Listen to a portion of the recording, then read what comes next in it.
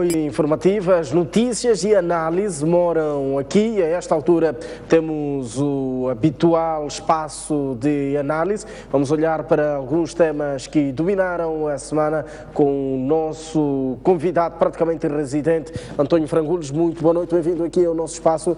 A semana foi dominada pela comemoração dos 30 anos sem Samora Moisés Machel, tanto com as celebrações do 19 de outubro, de forma sucinta. O que é possível lembrar, que legados é que é possível conservar de Samora Moisés Machel? Boa noite. Muito boa noite. Dizer que, vamos lembrar Samora Machel pelos seus feitos, pela sua obra, pelos valores que ele deixou entre nós, e também dizer que com muita saudade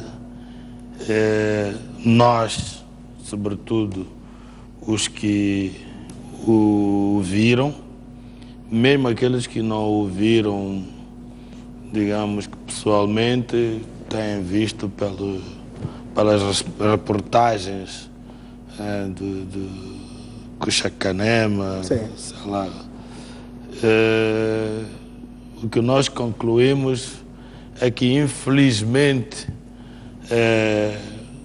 ele morreu com a pátria, não pela pátria. A pátria morreu, não é, em 19 de outubro de 1986.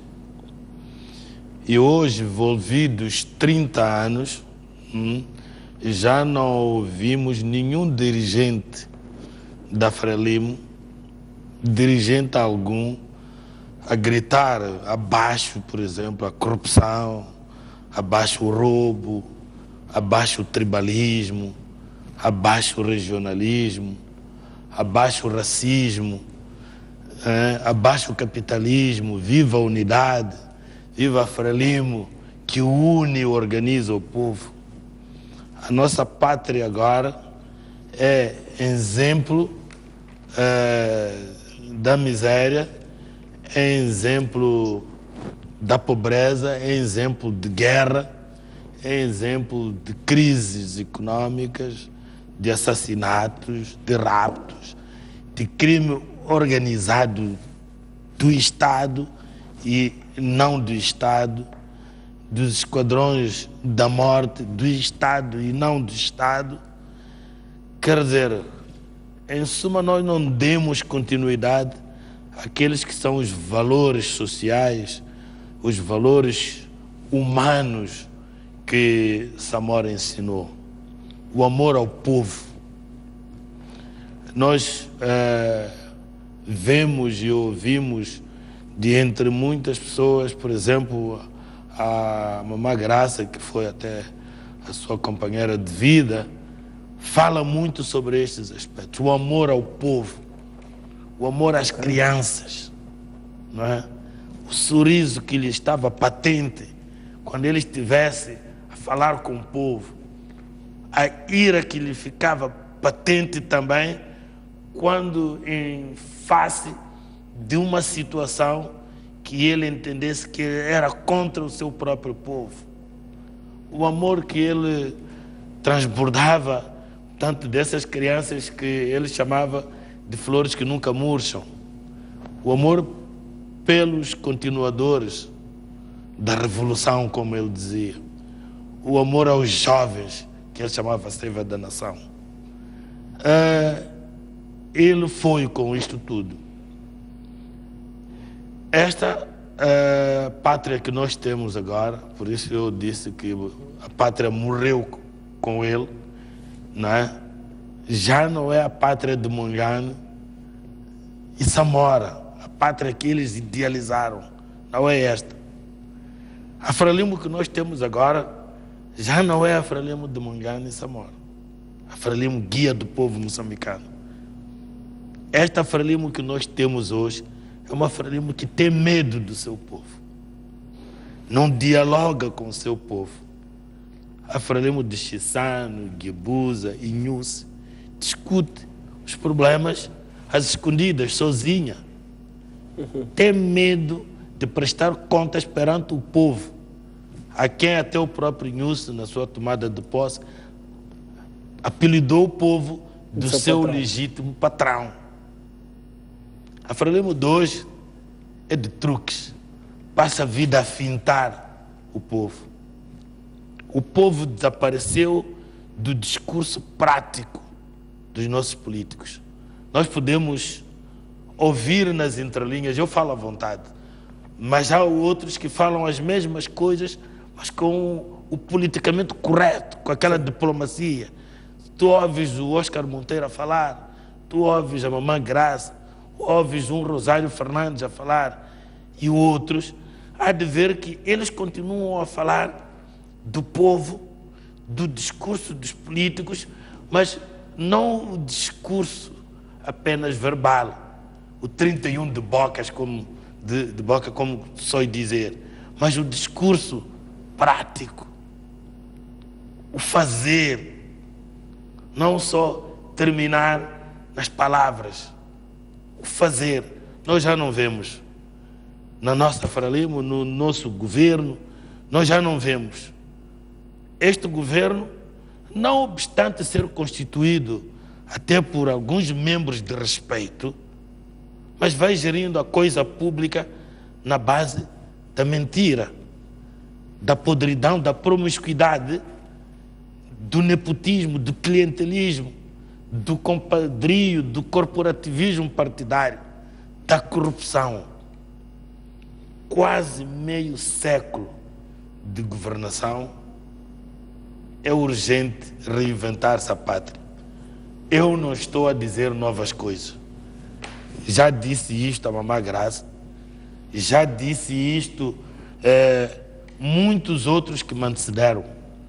Estamos perante um Estado à beira da falência, com as dívidas ocultas e explícitas, internas e internacionais. Nós hoje temos dificuldades de realizar pagamentos ao exterior. Todos os dias, empresas privadas estão a fechar as portas, incluindo um Banco Nacional, ainda há pouco tempo. Temos dificuldades em pagar salários aos funcionários. Há uma paralisação de obras de investimento público e privado. Já se registra atraso do Estado no pagamento às empresas privadas por serviços prestados. Há um crescimento de níveis de índice de desemprego. O investimento caiu em 80%. Ainda hoje estava a ouvir o governador do banco, o novo governador do banco, ao anunciar novas medidas, aumentos de taxas disto e taxas daquilo, tudo para encarecer a vida do cidadão. Fala-se aí de um gentleman agreement, de um acordo entre o governo de Moçambique com o Fundo Monetário Internacional, no sentido de que não vão divulgar os responsáveis, não é? E os beneficiários ilícitos, não é? Portanto, das dívidas, beneficiários até criminosos, não é? Das dívidas ocultas. E eu chamarei a isto uma bandidagem internacional, encobrimento de crimes de corrupção ativa, que até o artigo 9 do Código Penal vigente já traz consigo.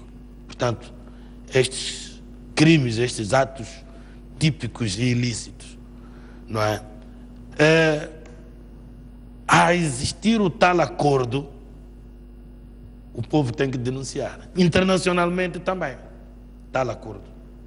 As forças vivas da sociedade terão que aparecer, não é?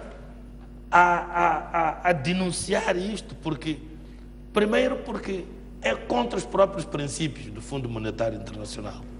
Segundo, porque seria, digamos que, um princípio pouco ortodoxo de 2 pesos, 2 medidas, em relação àquilo que o próprio FMI tem nos mostrado em relação a outros quadrantes, a outros países. Seria, portanto, uma posição diferente. Nós, se formos ver a Grécia, ver Portugal, né? e Escócia. Quer dizer, nós até encontramos que estes países são dívidas, sim senhora, que tiveram, dívida pública, mas não são dívidas com tanta imoralidade e ilicitude como é o nosso caso.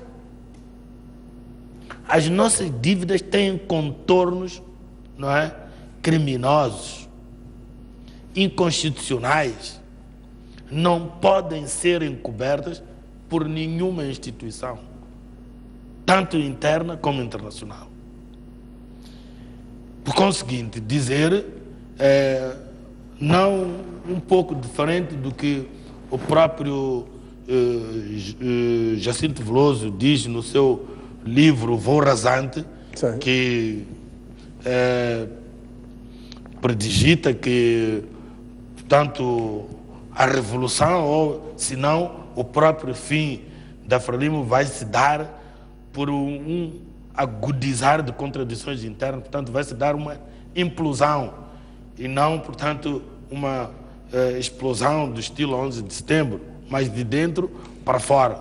Mas eu diria até mais, para mim, quem vai derrubar a Frelimo não há de ser nem a Renamo, nem qualquer outra força política.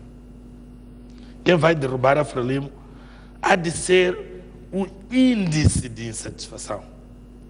Eu tenho dito isto por outras palavras. O índice de insatisfação do povo, este povo que a Frelimo hoje já foge dele. Se a Frelimo conseguir inverter a situação, tudo bem. Está a falar de uma revolução.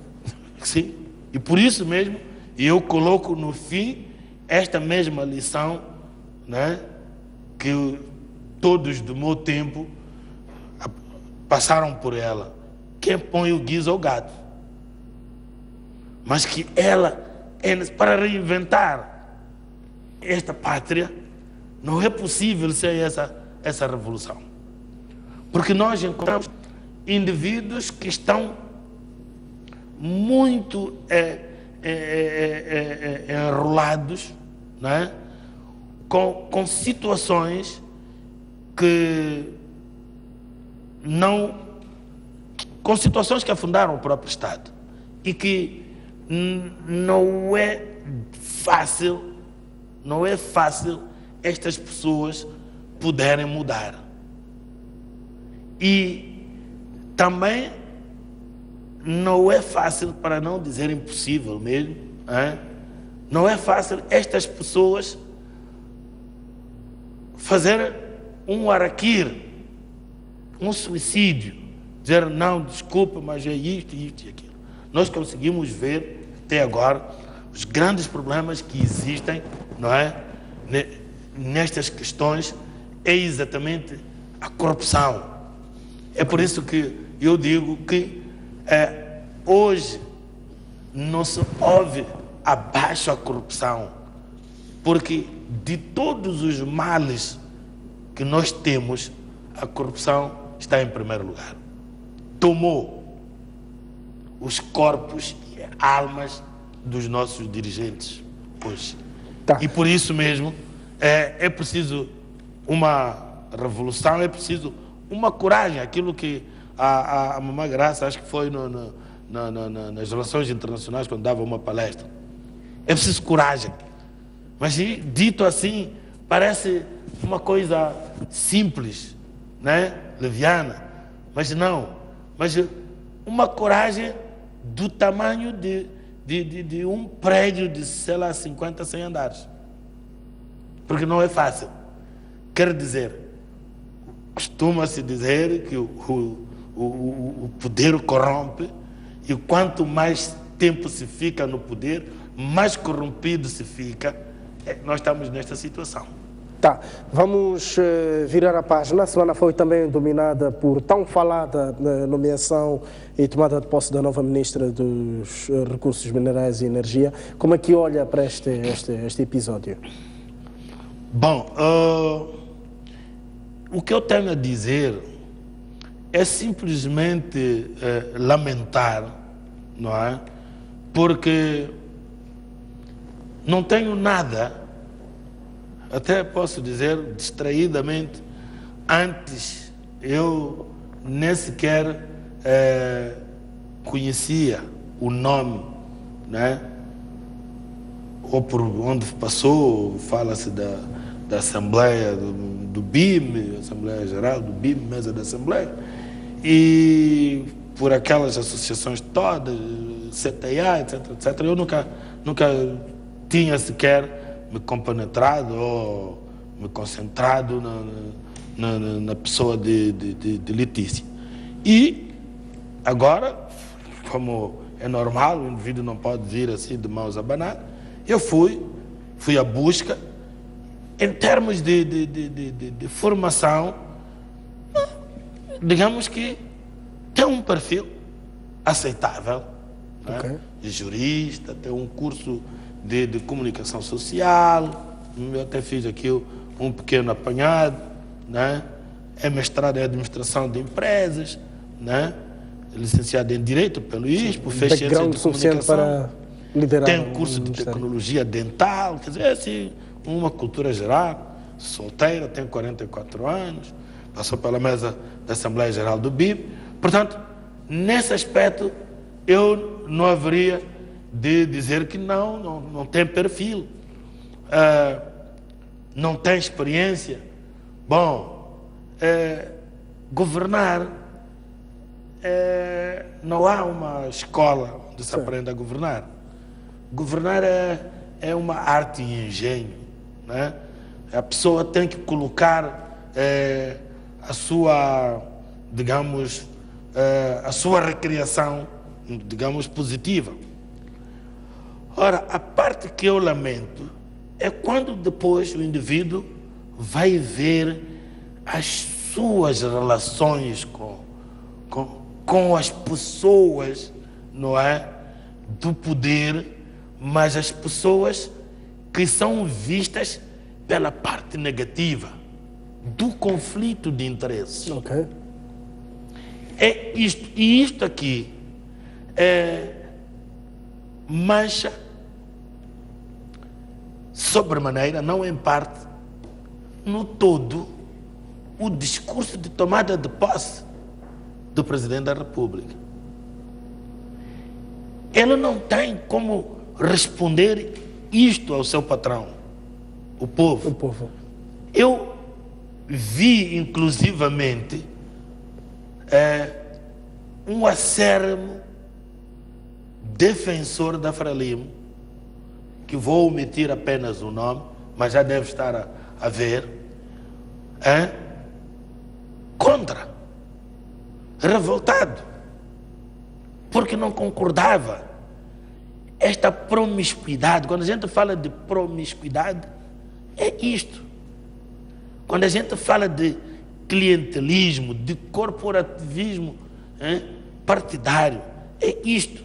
Nós encontramos a doutora Letícia Deusina da Silva Clemes, né, ligada à companhia mais 258, né, mais 258, que conta com uma sociedade com Kutema Namoto, Alberto Chipande, Tobias Dai, Samora Machelo Júnior, é sócia na Beta Holding com Miguel Nhaca Guibuza, com o marido da filha do antigo chefe do Estado, a Nora Armando Guibuza, e mais um zimbabuiano, de certeza, ligado também à nomenclatura no Zimbábue, com os generais, de certeza, né?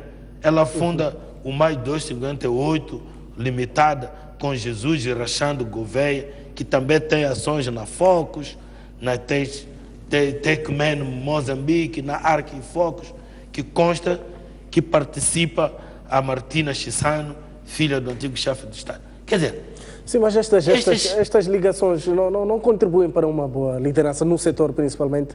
Não será algum elemento para conhecer os corredores no processo de liderança do setor? Não, o problema é que tu tens a lei. Ok. Tu tens a lei. Tens a lei que coloca, portanto, limites para essa participação na coisa pública e chama isso conflito de interesses. E nós encontramos isso não só em relação a ela, nós encontramos também em relação a um Celso Correia e outros. Quer dizer, mesmo na questão da probidade, quer dizer, nós se formos a ver, há uma resistência no cumprimento da lei. E eu costumo dizer que a lei da probidade, coitados dos deputados, só veio para eles. Por quê? A probidade não pode ser, né, para uma pessoa individualmente tomada. Neste caso, a pessoa do deputado. Vai para a Assembleia Municipal, vai para a Assembleia Provincial, vai para outras funções públicas. Não pode, você sendo funcionário público, já recebe do Estado, estar a prestar serviços numa empresa participada pelo Estado, nem que seja por 0,5% de ações do Estado. É o que a lei disse, que não tivesse dito. Mas vai ver que terminou ali, nos deputados. Abaixo, continuam. Portanto, trata-se do cumprimento restrito. Afinal, o que quer dizer Estado democrático?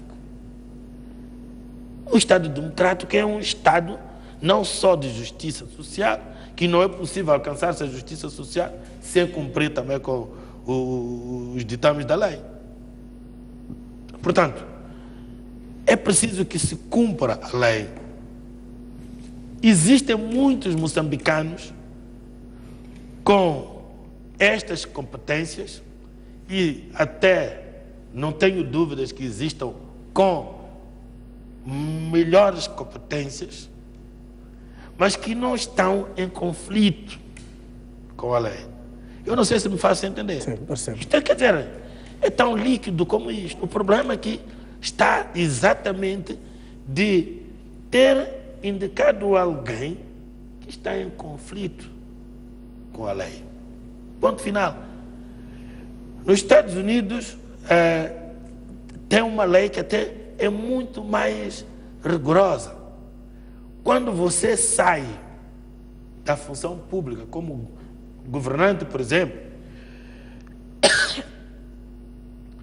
tem um tempo em que você não pode participar em empresas onde você terá dado... Sim, não, mesmo uma das linhas da Lei de Propriedade Pública prevê esse ponto, sim, prevê. Okay. Mas no Moçambique prevê. Porque existe uma lei base, sim, uma lei padrão. Sim. Tá. Mas o que nós encontramos que é claro que não é a luz do dia, mas sabe-se já não é de boca fininha, é de boca cheia, não é? E ouvido bem aberto. Que os dirigentes, até há investidores que desistem de investir em Moçambique, porque a condição para poder lhe autorizar, ele tem que participar com tantos %. Uns até chegaram a receber nomes em função da percentagem, né, de participação que exigiam. Eu, para poder autorizar, eu tenho que ser participante, nem que seja indiretamente por um familiar, outra coisa qualquer, um representante qualquer, mas tenho que ter 5% nessa empresa. Isto está em conflito com a lei, para além de ser uma corrupção aberta. Portanto, é isto que deve ser evitado, sobretudo pelos altos funcionários do Estado, pela alta magistratura. O presidente da República, o chefe de Estado, é o magistrado número 1.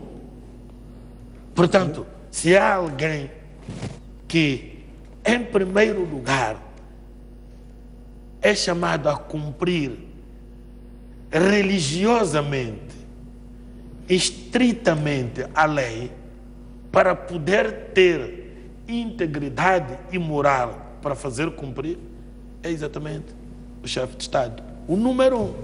E depois encontramos todos os outros, o governo, e por aí adiante. Tá. E o nosso próximo tema está mesmo na senda da lei, porque ainda ontem o Provedor da Justiça surgiu em público no seu informe à Assembleia da República a mostrar-se desapontado, aliás, pela quarta vez consecutiva, pelo quarto informe, a apontar, portanto, situações quase que recorrentes, primeiro de falta de meios, segundo por desrespeito à sua figura. Frangulos, o que é que tem a dizer em volta deste informe de José Abudo ontem à Assembleia da República? Bom, primeiro, eu tenho a sorte, não é? De ser professor na faculdade. As primeiras defesas, né, sobre o provedor de justiça, esta figura do provedor de justiça, eu participei nelas, ora como tutor, ora como Fica-se com a impressão desta figura ter um papel inofensivo, um papel menos ativo, menos interventivo. O que é que está acontecendo? O que acontece é que, entre nós, esta figura não é bem-vinda. Não foi de bom grado que se aceitou. É como se fosse um fiscal. Imposta. Sim. É uma figura imposta. Tanto é que, para sair o primeiro provedor, foi no meu mandato, que devia ter saído como deputado. E não saiu porque a Frelimo não tinha 2/3. E a Renamo não queria dar 2/3 para legitimar a vontade da Frelimo. Tinham que negociar. Tinha que sair uma figura de consenso. Passaram por ali vários nomes. E por que é que não saiu? Não saiu exatamente porque esta figura de provedor de justiça, este magistrado de persuasão, a começar do perfil da pessoa que deve ser, a ter que funcionar como mandam as regras, vai incomodar o poder. Nos países onde o provedor de justiça tem cultura, está sedimentada a figura do provedor de justiça. Uma recomendação do provedor de justiça é uma regra para se cumprir. Uma moção de censura a um dirigente, a um ministro, por exemplo, esse ministro é demitido. Há um comportamento, há uma cultura, há uma tradição já fixada, que a censura do provedor de justiça a um ministro, esse ministro já não tem qualquer prestígio no meio. Então... E o nosso provedor de justiça? Não. O que se está a fazer é tudo no sentido de esta figura nunca vir a envergar a capa, a toga dessa magistratura de persuasão, que apesar de ser de persuasão, é uma figura de peso num país com cultura democrática, com cultura de justiça, não só jurídica, com cultura jurídica. Tudo está-se a fazer. Não tenhas dúvida. As queixas sobre instalações, o quadro do pessoal, meios materiais, financeiros e circulantes, para o exercício eficaz e pleno das suas funções. Estas queixas são as mesmas da Comissão Nacional dos Direitos Humanos. Sim. Por quê? Alguma vez o Conselho Constitucional se queixou? alguma vez a Comissão Nacional das Eleições se queixou até da província, do distrito, sazonal ou não? Alguma vez o STAI, Serviço Técnico da Administração Eleitoral, Secretariado Técnico da Administração Eleitoral, alguma vez se queixou? Não. Por quê? Não precisa responder. Até o telespectador que está a ver-me já respondeu. Por que é que a Comissão Nacional das Eleições nunca veio se queixar de carências disto e daquilo? Por quê? Porque é a Comissão Nacional de Eleições que garante a renovação dos mandatos neste país. A renovação do poder, a reprodução e renovação do poder. O provedor de justiça, a Comissão Nacional, né, dos direitos humanos, a sua... Surgiu há um tempinho, Custódio o Duma seu reclamar-se. nascimento não foi pacífico. Lembra-se que a primeira foi inconstitucionalizada. A primeira foi inconstitucionalizada. Por quê? Porque o poder queria que a Comissão Nacional das Eleições dos Direitos Humanos vestisse a capa do governo, quando os princípios internacionais vedavam, proibiam. Aí, se tivesse acontecido, teria todas as condições. O provedor de justiça, a pessoa do doutor José Abudo, nada consta que seja uma pessoa, digamos, não, digamos, de boa reputação e prestígio, e dentro do bom capital político. Não é por aí. Mas é que se ele tiver todas as condições, ele vai se concentrar nas competências, né? Nas obrigações da figura do provedor de justiça, que até constam da lei. E aí vai incomodar o poder. Por isso eu costumo dizer, mas alguma vez sofreu uma pressão para não investigar o processo X ou Y? Isso não é preciso. Se eu, para poder trabalhar, preciso de dinheiro, e dentro de uma certa velocidade, periodicidade, determinados prazos, basta não dar esse dinheiro, ou dar muito tarde, ou dar pouco, para o processo, se não morrer, no mínimo ser mal instruído. Não precisa de pressionar. Pressiona-se quando sabe que é mais ou menos um amigo, etc, etc.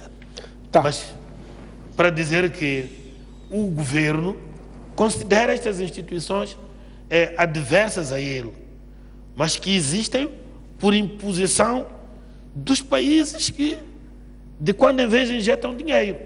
Provedor de justiça, como magistratura de persuasão, em países onde tem tradição, como na Holanda, Bélgica, Alemanha e quase toda a Europa Ocidental. É uma figura de peso. E isto está-se a evitar que aconteça aqui. Tá.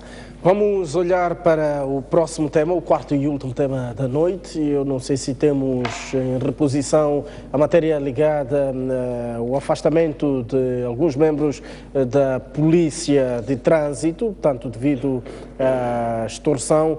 Temos a peça no ponto, pois não?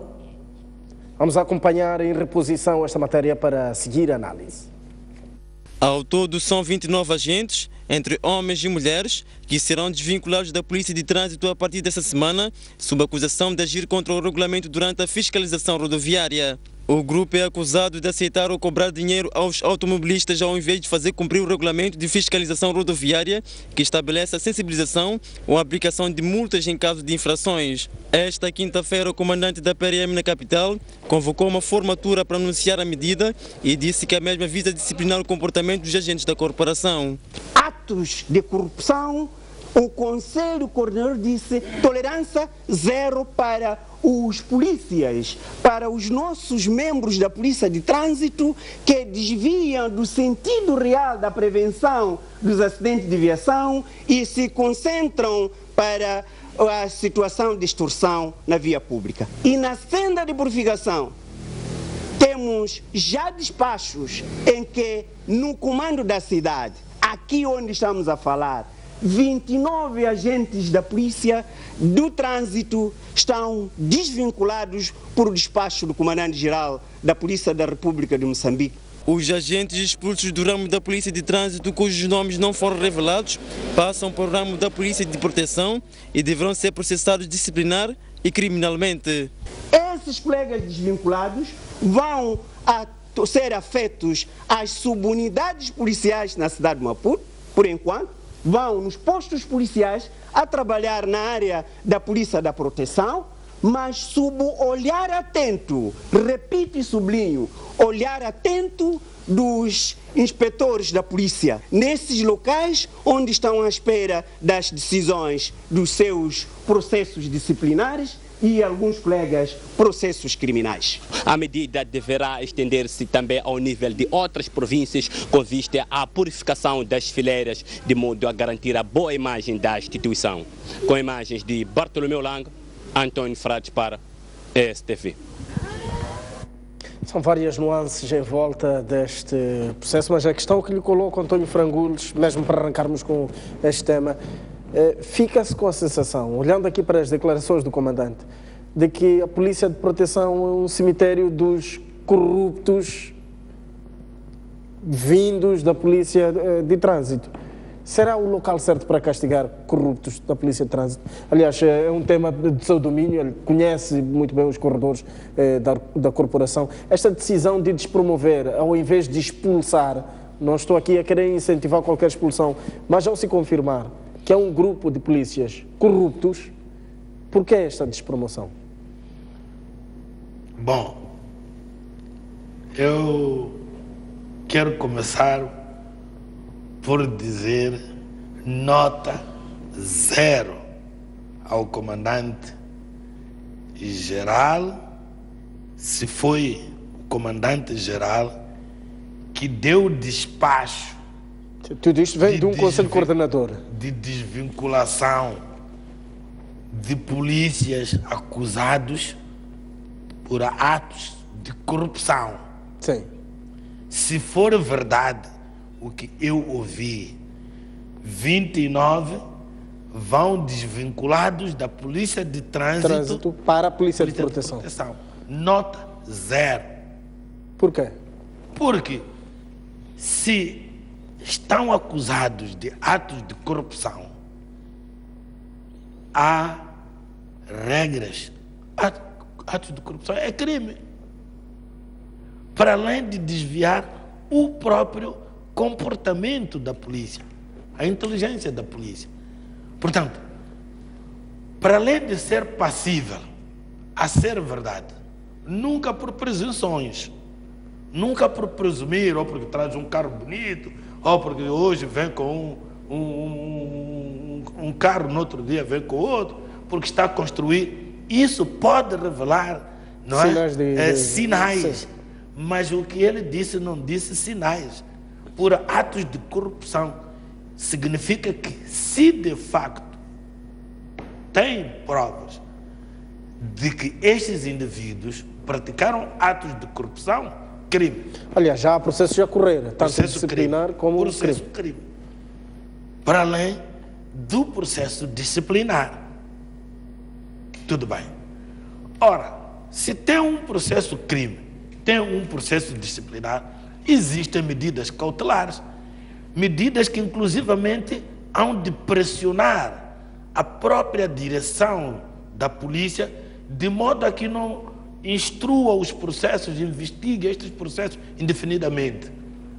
Então, a figura de suspensão é uma medida cautelar processual para poder investigar o processo sem que este indivíduo perturbe a instrução, etc, etc.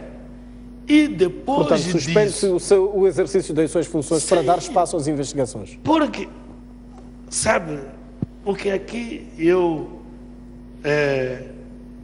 ouvi é uma grande aberração jurídica. Nós brincamos de dizer, não é, corriqueiramente, na faculdade de Direito, mas que não deixa de ser uma expressão até muito comum, a adiantar ou pôr à frente da carroça os bois. Primeiro, a pena desvincular, não é? Porque cometeram atos de corrupção. Depois, mandar para outra unidade, ele disse subunidade. Sim. Uma delas é a Polícia de Proteção, sob olhar atento. O que é isso de sob olhar atento? Não se pratica corrupção na esquadra? Não se pratica? Não se cobram valores àqueles que ficam encarcerados aí, enquanto não são transferidos? Então, fica-se com a impressão de que esta classe, para onde vão? Este escalão para onde esse é o outro vão? problema, é uma lixeira. Corruptos. Bocaria, como se diz na linguagem comum. É uma lixeira. Quer dizer, a própria estima da Polícia de Proteção fica aí vergastada. É para ali onde vão os corruptos. É para ali onde vão os corruptos. É para ali onde vão os que não prestam, de um modo geral. Não fica bem para a própria corporação. Aquela subdivisão por unidades não é por valor, ou por valia, digamos assim, que a Polícia de Proteção tem menos valia que a Polícia de Trânsito, que a Polícia de Investigação, que a Polícia na altura de Transporte e Comunicações, agora já não há, Polícia da Fronteira, por exemplo, Guarda Fronteira, Polícia de Migração são serviços agora. Não, são setores, todos eles importantes da vida da polícia, que vela pela ordem e tranquilidade pública. É simplesmente uma divisão técnica.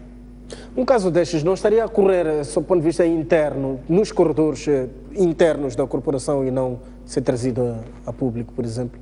É feliz esta até seria melhor, porque digamos que despautérios, dislates desta natureza, tão grosseiras desta natureza, quer dizer, ficaria por aí nos corredores, do que trazer a terreiro. Este é o problema que eu até dizia ainda semana passada. Quer dizer, vem para cá para fora com muita jactância, né? Com muita propriedade, que até causa espécie a qualquer mortal, como se viesse dizer coisas tão catedráticas. Mas para dizer que, olha, nós já tomamos, tomamos medida, pena, antes de investigar. E vamos, mesmo assim, abrir processos para investigar. Desculpe. A medida mais sensata é aquela que eu disse. Suspendia, abria os processos, instruía, investigava, instruía. Tem lei da função pública, tem lei, regulamento da polícia, tem os tribunais, o Ministério Público no caso dos crimes, e depois é que viria a medida. E não fazer política com com pessoas. Aquilo é política que se Até fez. que ponto é que este episódio e vários outros que a PRM trouxe a público revelam alguma ebulição, do ponto de vista interno, no seio da... Não revela, só agudiza.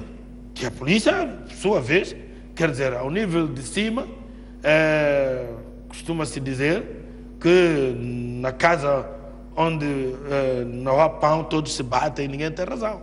Sabe que a polícia é uma corporação de carências, de problemas. Não se pode negar que existam problemas até ao nível interno. Exemplo, do estilo, os que estão na polícia de trânsito estão melhor que nós. Os que estão na polícia de investigação criminal estão melhor que nós. Que até existem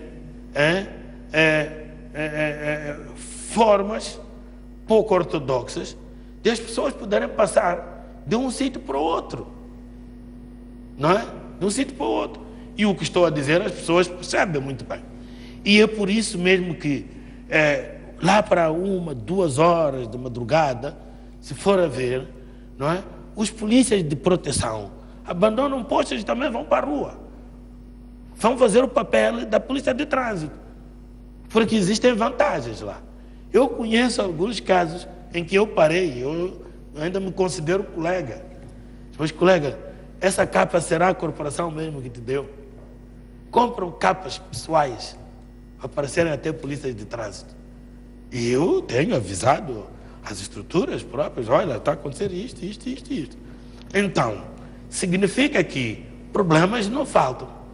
E isto só agudiza esses problemas. Por quê? Porque se eu invejo estar ali e não consigo, depois aquele ali arranja problemas e você manda para aqui. Como tem problemas, vem para aqui. Porque este meu trabalho que eu faço aqui é menos valia. Isto só pode trazer problemas. Quer dizer, saiu mal na fotografia e nota é 0. Com todas as desculpas que eu peço, mas qualquer outra pessoa que se preze não haveria de agir daquela maneira. Tá. António Frangulos, muito obrigado pela sua presença nos nossos estúdios. Nós vamos a esta altura sair para uma curta pausa. Voltamos dentro de instantes para fazer fluir o melhor de informação. Até já.